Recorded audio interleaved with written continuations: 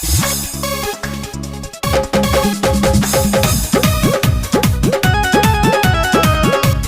घर में बाहो चांदा कटतन जे दुर्गा पूजा के बा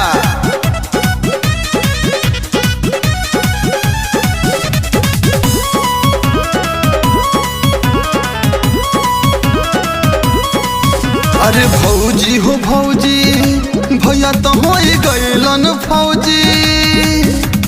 भौजी हो भौजी भैया तो हो गइलन फौजी।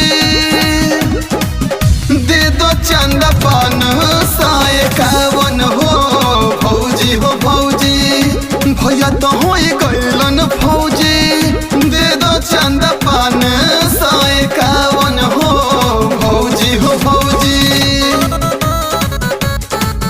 तनी बैठे तो खटियावा पर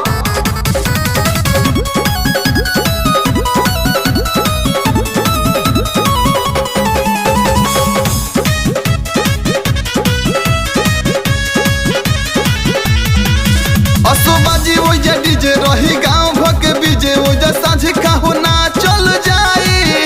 अपन सास ससुर लेके ताला घरावा के देखे देखे अइहा भौजी मा जाई। तनी बोलो सरे जयकारा बोलो सन।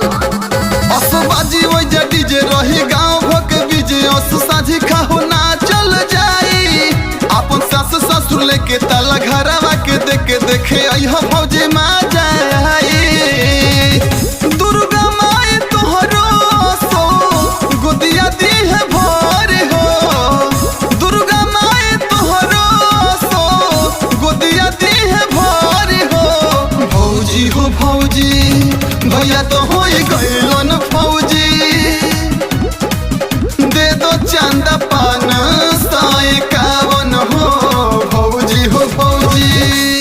ना 11 रुपया ना ले जा भक्तियों में कंजूसी।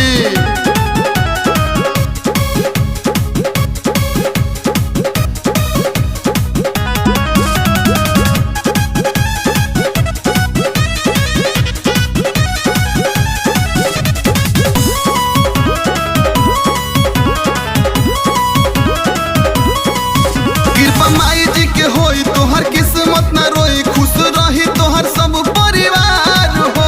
खाली पूजावा के लेके सभे आवे माथा टेके अजय अखिलेश जाने ला जवार हो। भौजी सुन ला कृपा माई जी के होई कबो किस्मत ना रोई। खुश रहे तोहर सब परिवार हो। खाली पूजावा के लेके सभे आवे माथा टेके अजय अखिलेश जाने ला जवार हो। मनोज राज के वही जा बाजी भजन हो।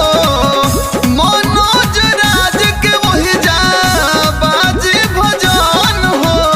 भौजी हो भौजी भैया तो हो गइलन फौजी।